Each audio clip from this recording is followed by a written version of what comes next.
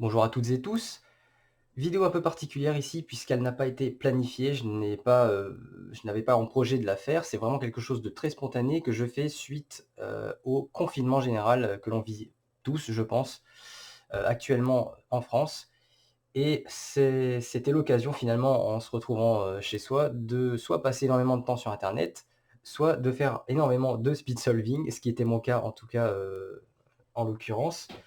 Depuis le début du confinement et puis même un peu avant, je j'ai pris quelques jours pour faire, des sessions longues et donc ça m'a permis d'avoir quelques réflexions que je voulais partager avec vous au niveau du speed solving et du speed cubing. Donc je vais vous les partager tout de suite. Je vais essayer de faire brièvement et je vais essayer de faire en sorte que ce soit suffisamment clair pour vous en tout cas. Je voudrais d'abord revenir sur la notion de ce qu'on appelle un cube main. On entend souvent ce terme sur les groupes Facebook et sur les chaînes YouTube également. Un main, qu'est-ce que c'est? Heu C'est un terme populaire qui définit un cube qui pourrait être considéré comme un favori, un préféré. C'est surtout, je pense, utilisé pour définir un cube avec lequel vous avez les meilleures performances. En tout cas pour moi, c'est comme ça que je l'envisage. Moi, mon main à moi, c'est le GAN 354M.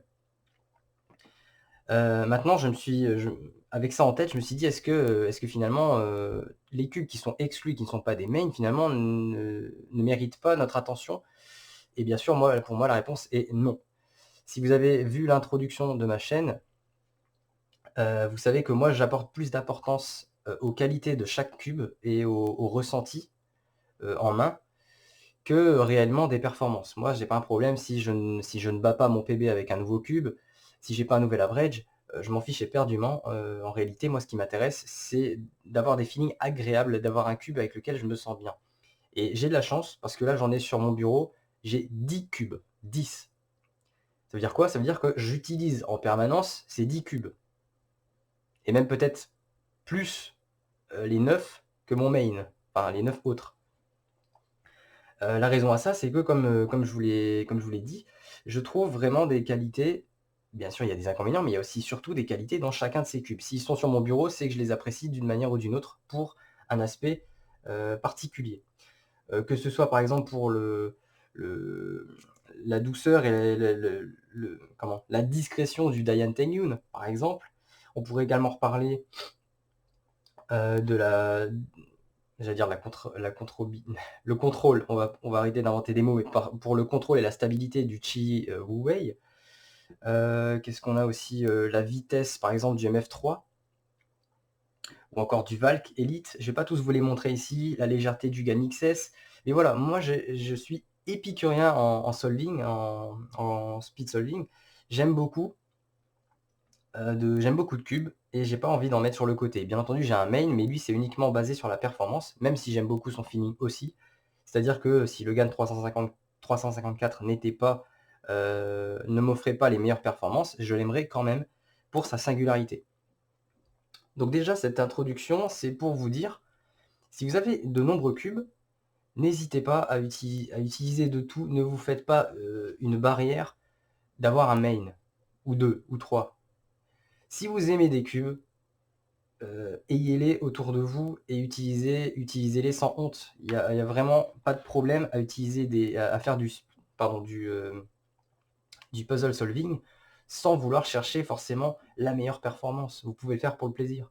Moi, je fais ça au quotidien avec ces 10 cubes sans réellement même regarder le cube. Quand je regarde une série ou un film ou quand je lis un article sur internet, ma main va se balader. Je vais choper un cube, tiens, hop, je manipule. Ah, celui-là, c'est le Yuijiao EDM.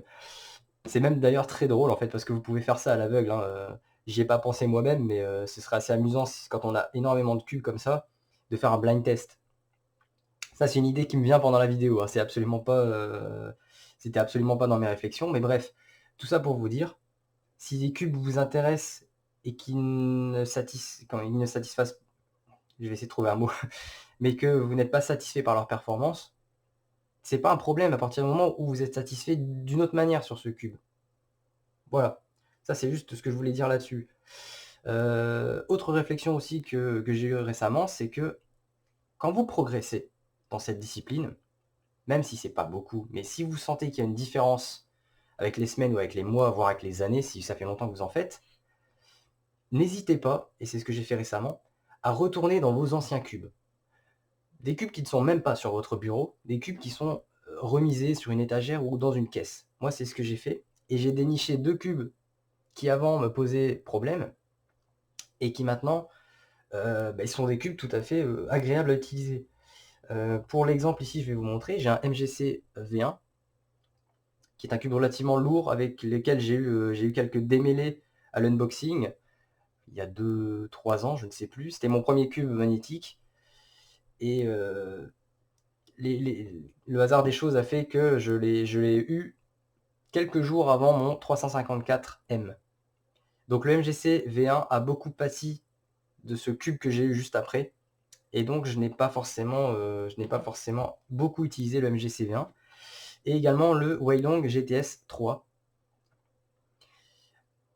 que j'ai beaucoup aimé au début, puis ensuite j'ai eu de nouveaux cubes qui étaient un peu plus intéressants sur le moment, et donc je l'ai un peu mis de côté, et il a fini par aller dans cette caisse. Et alors, ma réflexion là derrière, c'était que avec la maîtrise que j'ai aujourd'hui, de retourner sur des cubes qui ont 1, 2 ou 3 ans en arrière, ça m'a permis de les redécouvrir et de les réapprécier, voire de les apprécier tout court. Donc ces 2 cubes maintenant font partie des 10 qui sont sur mon bureau, et c'est assez amusant de se dire que finalement, c'est peut-être que ces 10 cubes ne seront pas les mêmes dans 1 an. Ça va tourner, et c'est pas grave, parce que d'ici 1 an, je vais peut-être retourner dans ma caisse et ressortir des vieilleries. Donc n'hésitez pas à avoir cette démarche chez vous, puisque de toute façon, vous avez du temps devant vous en ce moment, de retourner dans votre boîte à casse-tête et de ressortir des cubes. Alors bien entendu, c'est pas, je dis pas ça parce que je dis pas ça pour vous faire croire que vous allez apprécier un cube de 2013. La question n'est pas là, mais peut-être juste de redécouvrir des cubes avec votre niveau actuel. Ça va peut-être vous faire redécouvrir une perle. On ne sait jamais, moi ça a été le cas en tout cas. Tout comme ça peut vous faire mettre un cube que vous pensiez apprécier de côté. Moi ça a été le cas avec le Little Magic. Au bout d'un moment, je me suis dit: «Bon, je suis plus très fan en fait». Je l'utilisais vraiment par convention, mais est-ce que réellement je suis satisfait de ce cube en main? Ce n Pardon, excusez-moi. Non, c'est plus le cas. Donc le Little Magic, je l'ai mis dans la caisse. Donc j'ai fait une espèce d'échange.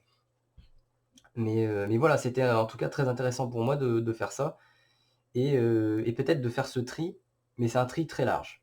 Voilà, c'est pas quelque chose de trop clôturé. Donc ça, c'était la deuxième réflexion que je m'étais faite et que je voulais vous partager. Et la troisième réflexion, j'essaie de me rappeler un peu de quoi il s'agit. Oui, c'est que quand vous faites des sessions, des longues sessions de solving, notamment avec plusieurs cubes, n'hésitez pas à chambouler vos habitudes et à modifier l'ordre dans lequel vous les abordez. Je parle uniquement si vous faites du multi-solving, c'est-à-dire avec plusieurs cubes différents. Il y a des gens qui ont un cube en tout et pour tout, ça ne les concerne pas. Mais si vous êtes comme moi et que vous aimez beaucoup faire des moyennes sur tous vos cubes, n'hésitez pas à chambouler l'ordre dans lequel vous les abordez. Peut-être que vous êtes déjà en train de le faire, hein. Peut-être que vous lancez vos sessions au pif, je sais pas moi, vous avez fini avec le Valkélite, vous vous dites: «Bon allez hop, hop celui-là il est plus près, je prends l'MF3». Et en fait, c'est quand même quelque chose qui est très aléatoire. Vous avez tous sans doute eu ce sentiment de déception avec un cube que vous adorez. Il y a des sessions, ça va pas du tout avec. Vous comprenez pas.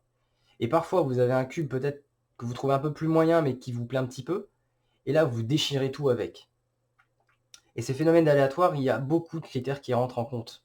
Il y a votre niveau de fatigue, votre échauffement, savoir s'il a duré longtemps, pas longtemps, la durée de la session. Est-ce que vous avez laissé suffisamment de temps à la session pour que le cube, comment dire, donne le résultat auquel vous vous attendiez? Il y a aussi mentalement vos attentes. Parce que si vous partez avec une attente directement quand vous commencez votre session, forcément, la déception ou la satisfaction va s'en retrouver affectée.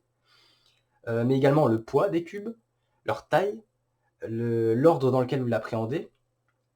Parce que voilà, moi, il faut savoir que ce qui est assez drôle, c'est que j'ai fait le test, c'est qu'en passant d'un MGC V1 qui est quand même relativement lourd à un XS, voire à un Tengyun à côté, qui sont des cubes assez légers, c'est la foire à la saucisse. Je vais pas vous dire les performances que j'ai eues, hein. Ici, c'est pas le but, mais c'est juste pour vous dire, c'est très amusant de voir les différences. Et quand vous faites l'inverse, c'est-à-dire quand vous rebasculez d'un cube léger à un cube lourd et inversement.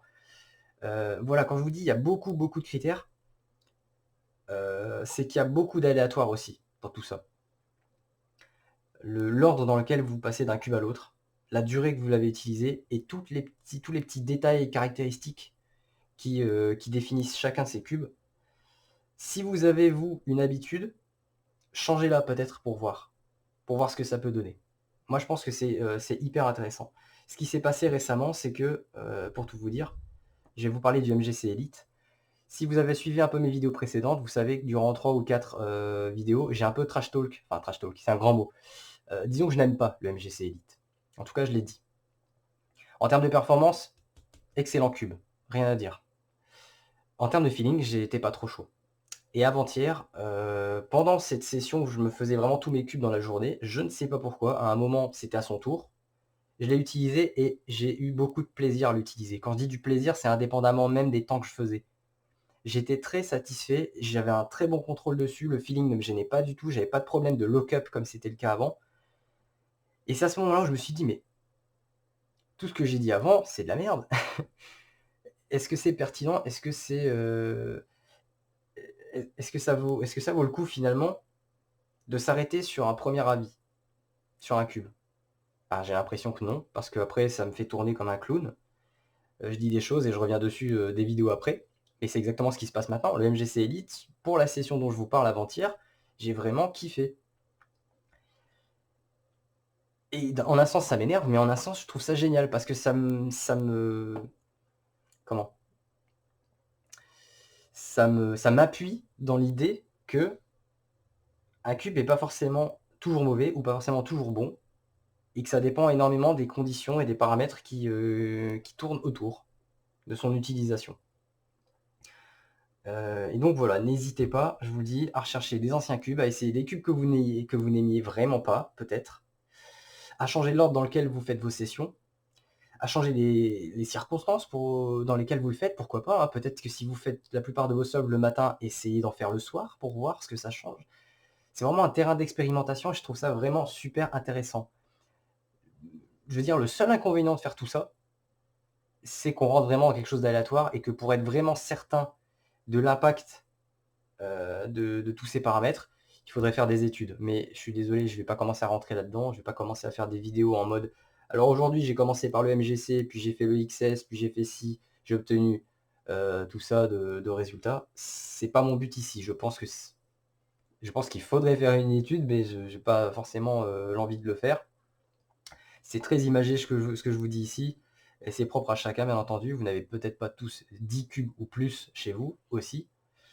Mais voilà, c'était les pistes de réflexion que je voulais vous apporter là sur une, 10-15 minutes. J'espère que, ça vous a peut-être donné envie d'essayer des choses là-dessus, de remettre en question peut-être, ce qu'est un main, ce qui n'est pas un main. Qu'est-ce qu'un cube agréable? Qu'est-ce qu'un cube qui mérite d'être sur votre table et d'être utilisé ou qui ne mérite pas de l'être? Et peut-être de vous découvrir des affinités ou de redécouvrir des particularités, voire des cubes. Pourquoi pas? Voilà, moi je suis très enthousiaste dans cette vidéo parce que c'est vraiment des conclusions et des «découvertes» entre guillemets, heu, que j'ai comme ça au quotidien à chaque fois et je me suis dit: «Bah, je vais faire une vidéo peut-être pour en parler de tout ça». Donc n'hésitez pas, si vous avez vu cette vidéo, n'hésitez pas à commenter si vous avez essayé, ce que je vous ai dit, si vous êtes pris au jeu, que vous avez testé ce genre de choses. Si vous avez quelque chose à dire, n'hésitez pas à le faire en commentaire. Moi, ça me plairait beaucoup de voir un petit peu les expériences de chacun. Même si ça n'a rien changé, même si vous en êtes au même point, n'hésitez pas à m'en faire part. Et en tout cas, moi, je vous remercie pour le visionnage de cette vidéo. Portez-vous bien, prenez soin de vous, faites pas les cons dehors. D'ailleurs, sortez peut-être pas, si c'est pas nécessaire, hein, comme indiqué dans les mesures du gouvernement. Et ben, simplement faites-vous plaisir, hein. Vous avez des cubes. C'est peut-être le moment un moment, unique et privilégié pour vous, pour pouvoir et progresser et peut-être redécouvrir des choses. Voilà. Merci à tous et bon courage.